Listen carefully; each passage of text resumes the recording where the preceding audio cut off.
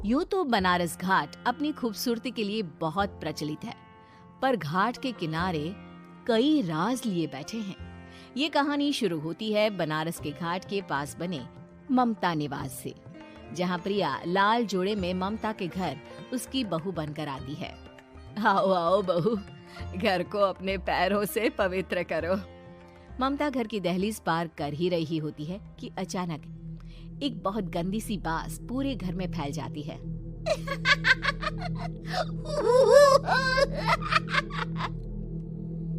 ये बदबू और ये आवाजें, ये कौन हंस रहा है माँ?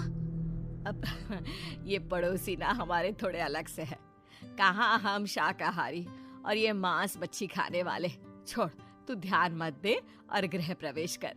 और हाँ बहू, अपनी सास की एक बात हमेशा याद रखना, इन पड़ोसियों से तो कभी बात नहीं करेगी। अच्छे लोग नहीं है ये। अपनी सास की ये बात मानेगी ना बेटा?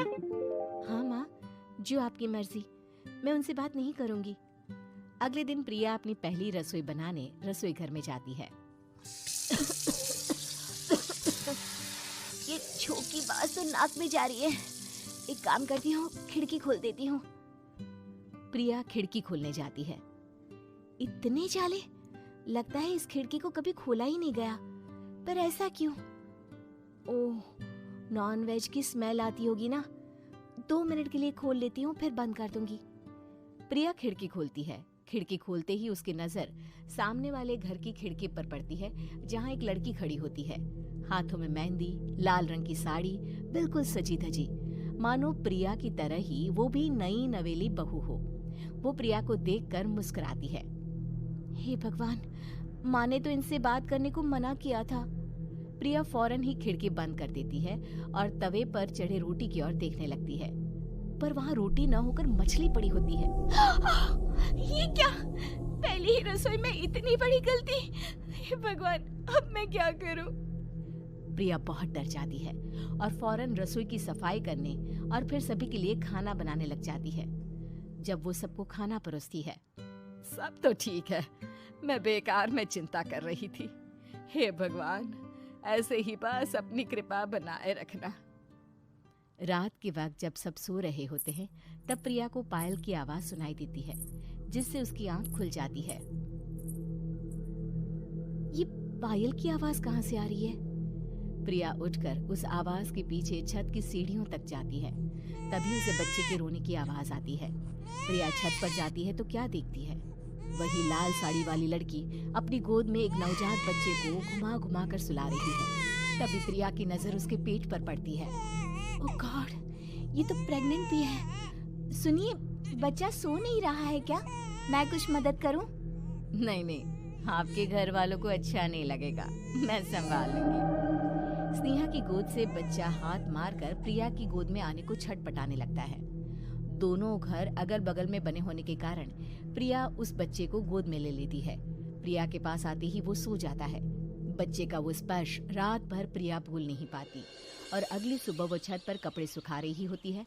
तभी उसे एक औरत इशारा करके बुलाती है। स्नेहा कह रही थी बाबू तुम्हारी गोद में आते ही सो गया। मैं गौरी, स्नेहा की माँ हूँ। बहू, घर आना, बाबू को खिला भी लेना। शाम को जब घर पर कोई नहीं रहता, बच्चे से मिलने के लिए प्रिया छिपकर अपनी पड़ोसन के घर चली जाती है और कुछ देर बच्चे को खिलाकर वापस लौट आती है। इसके कुछ दिन बाद ही प्रिया को पता चलता है कि वो माँ बनने वाली है। ममता की खुशी का ठिकाना नहीं रहता।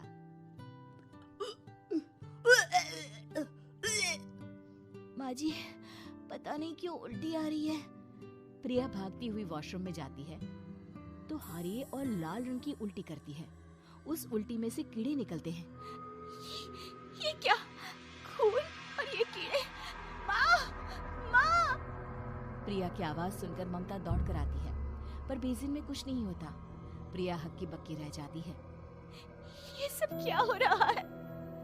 प्रिया घबरा जाती है और अपने कमरे में जाकर सो जाती है। डर के कारण वो इतनी थक जाती है कि उसकी आंख लग जाती है। तब उसे ऐसा लगता है उसके पेट पर मानो कोई बैठा हुआ हो। कौन हो? प्रिया के पेट पर एक 5 महीने की बच्ची बैठी हुई थी, जो बुरी तरह जली हुई थी। माँ, तुम ही मुझे लाई ना अपने पेट में? मैं तुम्हारी माँ नहीं हूँ। कौन हो तुम? माँ, देखो मैं जल गई बुरी तरह से। 6 महीने पेट में रहने को भी मुझे नहीं मिला। सहला दो ना माँ।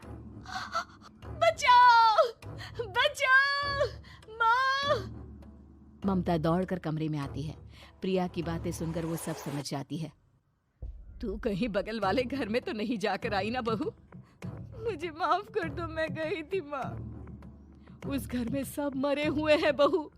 कई साल पहले स्नेहा उस घर में बहू बनकर आई थी। कुछ ही दिन में वो एक बच्चे को जन्म देने वाली थी। पूरा घर बच्चे के आने की खुशी में खोया था कि एक दिन अचानक उस घर में आग लग गई। सब बुरी तरह जलकर मर गए। गौरी आज भी दादी बनने का इंतजार कर रही है और इसीलिए स्नेहा ने अपना अजन्मा बच्चा तुम्हारी कोख में डाल दिया। ममता ये कह रही होती है कि पीछे से उसके पैरों को एक बच्चा पकड़ लेता है। दादी, दादी। माँ, स्नेहा की गोद में यही बच्चा था। ये बच्चा कौन है फिर? तेरी मौत है। तेरी भी दादी। जिस चीज का ममता को डर था वही हो गया। ममता निवास के ऊपर मौत ने चादर बिछा दी थी। प्रिया का पेट ऐसे बढ़ जाता है मानो 9 महीने का हो। 2 हाथ उसके पेट से बाहर निकलते हैं।